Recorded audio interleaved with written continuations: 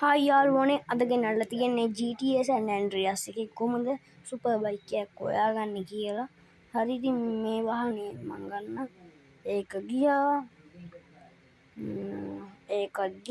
මේකත් ගියා.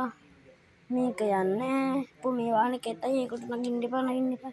අර තියෙන සුපර් වාහනයක් අතන ඕක නගගමු. මනසිනේ කගන්නේ මේ වාහනේ කපෝ යන්නේ නැති වාහනයක්ද කොයිද ඒක අවුලක් නැහැ නේ. පොඩ්ඩක් මම ලොකේෂන් එක දාලාම තියෙනවා. ඔතනට අනිවාර්යෙන් දාගන්න. වෙන තැන් වලට දාන්න එපා. ඔතන තමයි අනිවාර්යෙන් තියෙන්නේ. මම මේ දන්නේ නැති අයට කියන්නේ ඒක හරියට. දන්නවනේ ඉතින්. මම කලින් GTA San Andreas එකේ සීරීස් එකක් කරන් ගියා.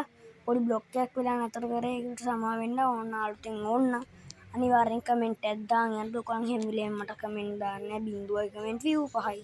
එහෙනම් තමයි මට views එන්නේ. views 5ක් කරන් මම මොනා කරන්නද යාළුවනේ. ඒත් ඉතින් මම වීඩියෝ කමක් නැහැ කියලා දානවා. දැන් ඉතින් මේ වාහනේ වඩන්නේ ඊට උතන්ට ඇවිල්ලා ඔන්නෝකට පැනලා ඉන්නකලා හරි මොහොත් කරලා ඔන්න දැන් තියෙනවා සුපිරි බයික් එකක්. ඔතන එක වෙලට එක පාට තියෙනවා, නිල් පාට තියෙනවා, කළු පාට තියෙනවා, රතු පාට තියෙනවා. අනිවාර්යෙන් රතු පාට නම් තියෙනවා. රතු පාට නැති වෙන්න දෙයක් නැහැ. මෙදා පොඩේ රතු පාට නැහැ. හරි.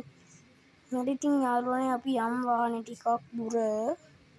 හරි ඉතින් මම කලින් වීඩියෝ සීරීස් එක කරන් ගියා. ඒක මම කිව්වා ඔයගලන්ට. දැන් අපි බයික් එක ටිකක් එලවලා බලමු.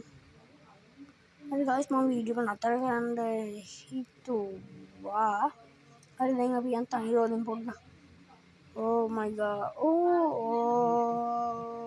ගැම්මට පොලි මට සිදි හැප්පුණා. හරි guys අවුලක් නැහැ. එහෙනම් අදට වීඩියෝ එක එනවා.